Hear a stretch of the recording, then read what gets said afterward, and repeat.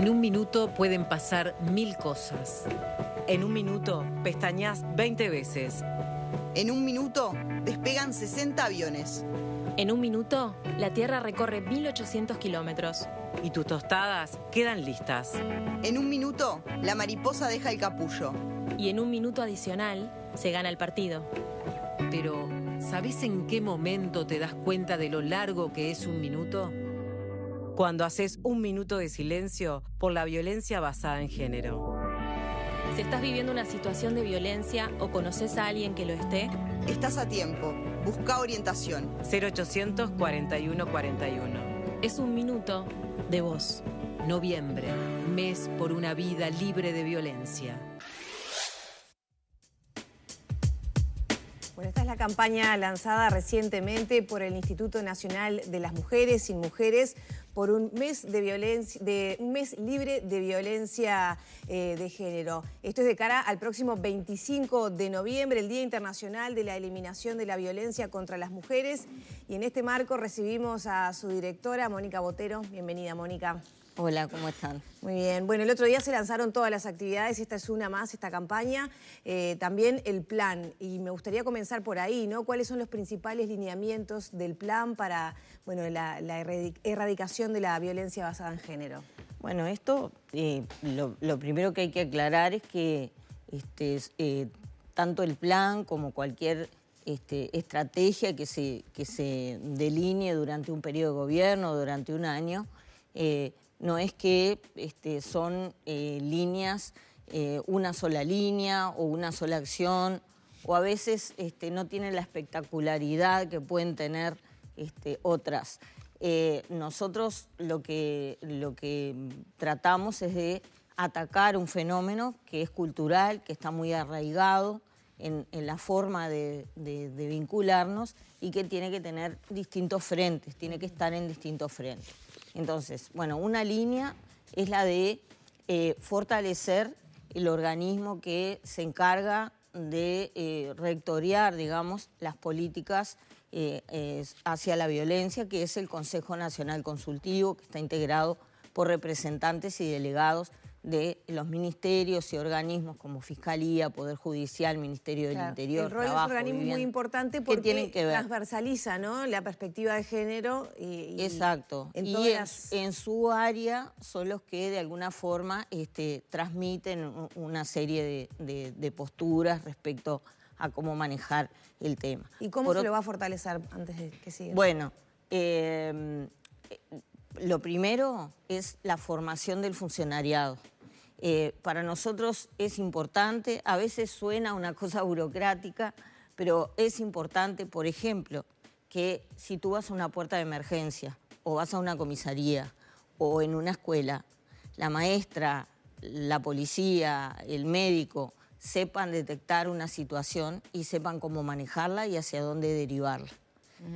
Implica también que el propio consejo pueda tener la posibilidad de hacer investigaciones, pueda tener la posibilidad de incidir en algún organismo de sí mismo que tenga determinadas políticas. Por ejemplo, si es necesario una regulación, por ejemplo, sobre determinados temas, si es necesario pronunciarse o opinar sobre determinados temas. De hecho, es un consejo asesor.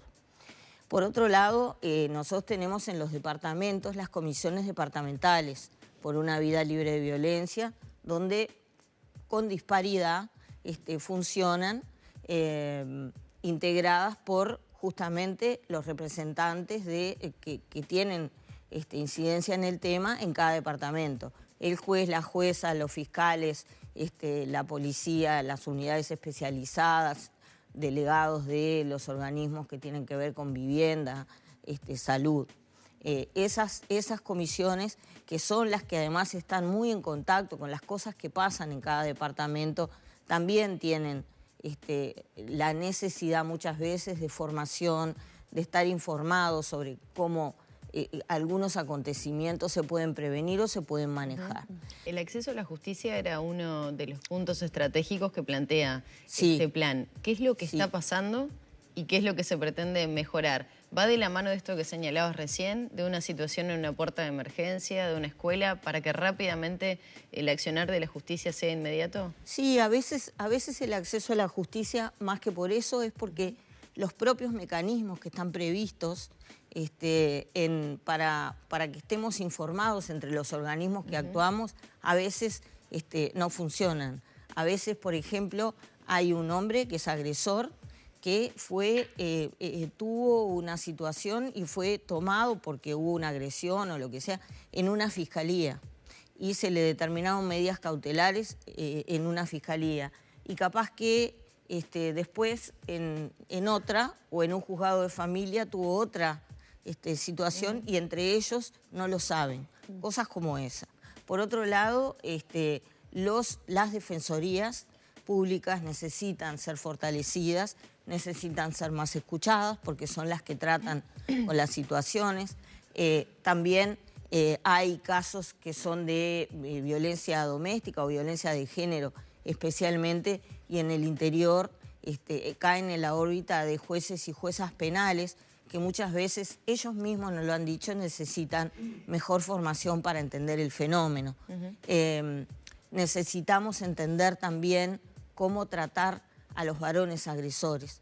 Muchas veces, y eso desde la Suprema Corte nos lo hicieron llegar, nosotros podemos, a veces se puede determinar ponerle una tobillera a una persona y a veces extender esa medida por un tiempo, pero otras veces o no corresponde que a la persona se le ponga tobillera porque tiene, por ejemplo, un problema psiquiátrico o porque tiene consumo problemático de drogas y por lo tanto una tobillera no le va a cambiar, pero tampoco saben cómo derivarlo a la salud, ni la salud tiene previsto tratar a un hombre agresor.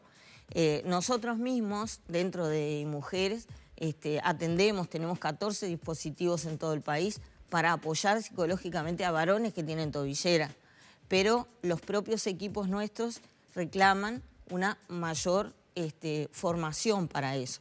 ¿Por qué? Porque, bueno, hay un rechazo en los equipos técnicos a atender al varón agresor, pero si no es atendido... Sí, el y camino si no de separar, señalar como monstruo algo que en realidad corta todos los estamentos sociales, exacto, no está funcionando por lo menos, ¿no? Esto va a ser, entonces, es un fenómeno complejo que tiene muchas aristas. También, por supuesto, tenemos compromisos en cuanto a la reparación de las personas que están en situación de violencia, incluso a huérfanos y huérfanas de femicidio o a mujeres que han salido de esa situación pero necesitan una reparación. Y también, bueno, en una fase previa, el plan incluye la difusión de derechos, el hecho de que se conozcan los servicios, el hecho de hacer campañas o programas que sean también preventivos, como ya tenemos la campaña de noviazgos libres de violencia, en la que participaron hasta ahora más de 80.000 chiquilines en 6 ediciones, y de la que estamos muy orgullosos. Y por supuesto, todo esto un organismo solo no lo puede hacer, lo hacemos en este caso con ANEP y en otros casos con otras instituciones. Mónica, para no irnos del punto que tiene que ver con la justicia, este año, siempre se dan, pero hubo un caso que sonó muchísimo, el de ese hombre que asesinó a su mujer a su expareja en realidad, delante de sus hijas, alguien que ya tenía medidas cautelares, que esa mujer había advertido a la policía y que recuerdo de tener esta charla contigo y señalabas la preocupación, el dolor. ¿Qué respuestas están teniendo ante este tipo de circunstancias? ¿Se ha podido mejorar a partir de ese suceso? Sí, lamentablemente a veces quizá no se tiene la dimensión desde lo público de lo grave o del riesgo, de la omisión o del riesgo en el que están exactamente algunas mujeres o niños, niñas. No se tiene conciencia y entonces después, cuando suceden estas cosas, parece que son como despertadores. Yo espero que ese caso lo haya sido. Realmente fue una responsabilidad del Estado esto que sucedió. No tengo los detalles del caso, pero todo indica que hubo un fallo por parte nuestra.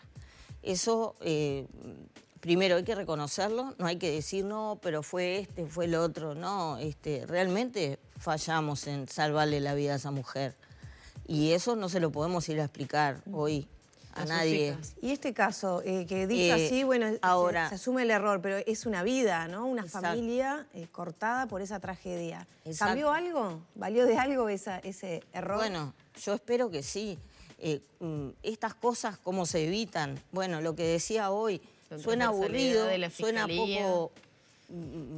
no llama la atención de los titulares, pero esto se puede prevenir si está correctamente entrenado y sensibilizado el funcionariado que tiene que dar con estas situaciones. Esto es, los funcionarios y funcionarias de las unidades especializadas, de las propias comisarías, aunque no sean especializadas, de los servicios a los que pueda acudir esa mujer, haber acudido esa mujer, de la unidad de víctimas de fiscalía, que tiene un enorme compromiso, pero evidentemente acá algo pasó, de los propios operadores de justicia, las defensorías.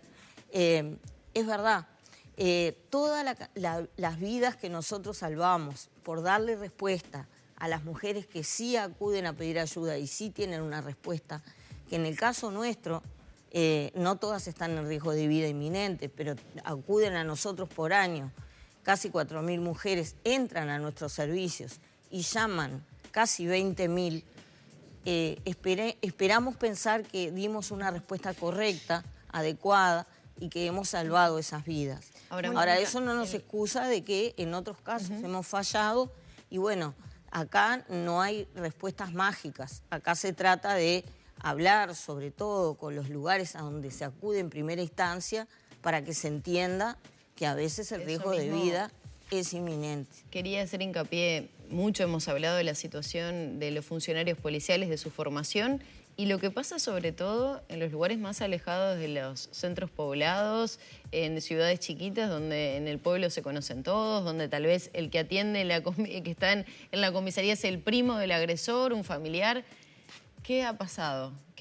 ¿Han tenido algún cambio, alguna información que sea notoria de modificaciones que se puedan ir señalando? Bueno, y acá mismo en Montevideo también, ¿no? Donde a veces dicen, no, tenés que irte hasta, no sé, Belvedere porque está allá en la unidad especializada. Sí, y estoy al tanto de que la directora de Políticas de Género del Ministerio del Interior está permanentemente trabajando con la Escuela de Policía para hacer formaciones. Sé que además hay una preocupación del propio ministro. El ministro, en cuanto le planteamos este tema de las comisarías, él hizo un instructivo aclarando que todas las comisarías del país están obligadas a tomar denuncias en estos casos. Hay que actuar en otros también, no solamente es actuar, hay que dar parte a Fiscalía tiene que tomar el caso. Evidentemente el gran desafío es el interior profundo. Nosotros, por nuestra parte, como mujeres, acabamos de terminar una formación a 35 líderes rurales que nos pidieron ellas, que querían saber cómo poder ayudar en sus comunidades donde hay pocos servicios, donde están alejadas. Muchas veces acuden a ellas en estos casos y le hicimos una formación de 3 meses que fue muy satisfactoria para ambas partes porque también recogimos insumos de las cosas. Ahora, ¿esas mujeres iban a buscarlas a ellas? Las Claro. personas afectadas por violencia de género casos, sí. iban a ellas. Sí, porque son líderes comunitarias, porque muchas veces estos casos surgen en una reunión. Me pasó hace 2 años y me habían consultado, por ejemplo, en la Asociación de Productores de Leche de un departamento del interior. Y ahí, en la comisión directiva, la mujer termina hablando del tema. O se lo comenta a un funcionario del Ministerio de Ganadería, Agricultura y Pesca que se acerca para darles una formación sobre un vivero. O sea, esas cosas salen, no es solamente la situación más aguda, ¿no? La crisis esa donde la mujer tiene que salir corriendo de la casa. A veces hay situaciones que se repiten y se repiten durante meses o semanas y esas mujeres no saben a dónde acudir porque tienen miedo, porque están alejadas. Y bueno, estas líderes comunitarias han sido formadas para entender, para dar una primera respuesta y bueno, de esa forma es como se derrama el conocimiento de cómo manejarse. Mónica, a veces saber los 2 primeros pasos ya puede ayudar. veníamos hablando, por ejemplo, de la formación en el Ministerio del Interior y ayer acá un delegado del Sindicato de Funcionarios Policiales de Montevideo daba cuenta de la situación de acoso y violencia que viven las mujeres policías y que esa práctica se había incrementado con el regreso de la vieja llamada policía. Vieja policía. ¿Qué está pasando en la interna del Ministerio del Interior? ¿Es preocupación de InMujeres porque le estamos pidiendo que hagan algo con las denunciantes cuando esa violencia se replica a la interna, ¿no? Bueno, yo no puedo hablar sin tener información oficial porque también soy responsable de un organismo oficial, pero no puedo decir que no sé de estas cosas. La han hecho llegar, evidentemente la policía, que tiene, no sé bien, pero son unos cuantos miles de funcionarios y funcionarias, ha tenido tradicionalmente una cultura donde los modelos masculinos estuvieron siempre exacerbados porque tienen que ver con la fuerza, tienen que ver con el manejo de armas, tiene que ver con toda una cultura que en el imaginario, quizá un imaginario que cada vez estamos dejando más atrás, está muy presente. Y además a eso se suma que han ingresado mujeres de manera masiva a la fuerza y que son mujeres que ya no sienten que tienen que tomar formas masculinas o estilos masculinos para ejercer su trabajo, sino que reivindican la perlita en la oreja, que reivindican el maquillaje, que reivindican hablar de sus hijos. Eso pienso yo que culturalmente debe haber generado un cierto choque. Acá el representante del sindicato narró estas situaciones más extremas donde un funcionario le pedía acceder a tener una relación sexual y si la funcionaria decía que no, se la trasladaba y se la empezaba a denigrar en el resto de las comisarías. Lamentablemente he tenido algún dato o denuncia de ese tema y lo derivé a quien correspondía. El Ministerio tiene sus mecanismos internos para dirimir esto. Parece que no funciona muy bien, ¿no? Igual y bueno, esperemos que nos vamos a ocupar del tema. Tenemos ¿se le pidió a InMujeres tener una injerencia ahí? No.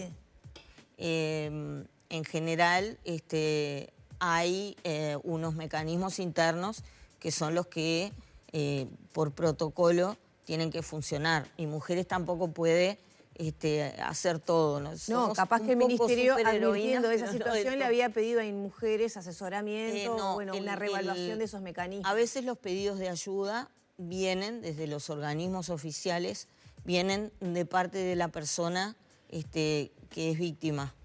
Y lo que hacemos es derivarlo, hacerles un seguimiento y preocuparnos por el tema. Lo hemos hecho en varias ocasiones porque tenemos competencia para hacerlo, pero tampoco podemos, si muchas veces no hay una denuncia oficial, no podemos tampoco tenerlos como en el centro de nuestro trabajo porque realmente no daríamos abasto. ¿Tendrían que hacer la denuncia en InMujeres o dentro del Ministerio del Interior? Porque los mecanismos también, oficiales... si uno denuncia en la interna y ya se lo traslada y se amenaza con que puede perder su trabajo, que la pueden destituir, etcétera, y hay una familia detrás, hay hijos, no sé si es tan sencillo. Hay una ley de acoso laboral y sexual que implica en los organismos públicos la formación de comités de acoso.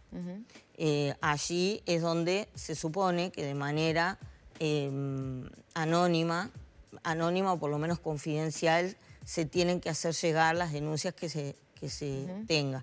Yo entiendo que muchas veces es riesgoso manejar esto de manera formal. Como este tipo de situaciones nos han llegado planteos desde las unidades especializadas en género de varios organismos públicos, InMujeres generó una línea de trabajo específicamente en acoso dentro de la división de violencia. porque antes estaba como una línea de trabajo con el Ministerio de Trabajo para asesorar una tripartita que existía para asesorar en algunas leyes vinculadas al trabajo y la perspectiva de género. Ahora vamos a trabajar directamente dentro de la División de Violencia porque sabemos que cada vez más hay una demanda de que actuemos en este tema. Mónica, llamó muchísimo la atención los datos que publicaron de este monitor de violencia basada en género a nivel digital con las agresiones en Twitter. No sé si Maggie quería... Sí, no, iba por ahí. Al respecto, bueno, me llamó la atención cómo las mujeres políticas, las activistas, las periodistas también somos objeto de quienes tienen exposición, ¿no? Quedan en evidencia, ¿no? ¿Llamó la atención ese estudio que hicieron, los resultados? Bueno, llamó la atención relativamente porque este estudio recoge el guante, digamos, de otro que publicó a principios de año ONU Mujeres con CPA Ferrer, que había analizado ya 500.000 de tweets con mujeres políticas. Nosotros, por un ofrecimiento del laboratorio de innovación que tiene PNUD y que está en el Reino Unido, por eso con la embajada, el apoyo de la embajada también del Reino Unido, establecimos este tracker, que es un tracker que lo prendimos y está funcionando de manera permanente, no es que se cerró ahora, pero ahora lo que hicimos fue un corte para ver qué había pasado desde marzo, que prendimos esa lamparita, hasta ahora, analizando a 180 mujeres que tienen actividad pública en Uruguay y más de 3.000 seguidores en Twitter. A ver qué pasaba con la violencia en Twitter, pero específica de género. Y bueno, dio que más de un 10% de los, o alrededor de un 10% de los tweets relacionados con esas mujeres creo que es violencia específica de género, y el 18% de las cuentas desde donde se le escribe a esas mujeres son cuentas de personas que justamente las tienen para agredir. Y bueno, lo que hicimos fue 3 conversatorios con algunas de las mujeres que estaban involucradas, uno con periodistas, otro con políticas y otras con influencers, comunicadoras y artistas. Y en todas estaba la preocupación sobre, primero, que de este tema no se habla, de lo que significó para ellas a nivel personal el tener que sufrir estas situaciones, que no es que más allá de lo que conteste o no conteste, afecta a su salud mental de manera real y concreta, y les ha cuestionado, por ejemplo, emitir determinadas opiniones a raíz de las agresiones que reciben, y estuvimos pensando cómo actuar. Tenemos que profundizar una línea de denuncia y de asunción de responsabilidades. A nosotros nos parece que hoy las redes sociales son un espacio de socialización como cualquier otro. Y bueno, y si en un espacio de socialización como cualquier otro, quien nos agrede tiene que hacerse responsable, también en las redes sociales quien nos agrede tiene que asumir la responsabilidad. Como esto está en pañales, esto en el mundo no hay grandes respuestas a esto, vamos a tratar de ensayar algo desde acá para hacer nuestra modesta contribución y seguir atentas a ver qué sucede en el mundo y qué respuestas se dan en el mundo y, bueno, empezar a analizarlas, ¿no? Mónica, muchas gracias por estos minutos. Bueno, este mes especialmente visualizaremos más claramente todas estas acciones. Muchas gracias. Gracias a ustedes.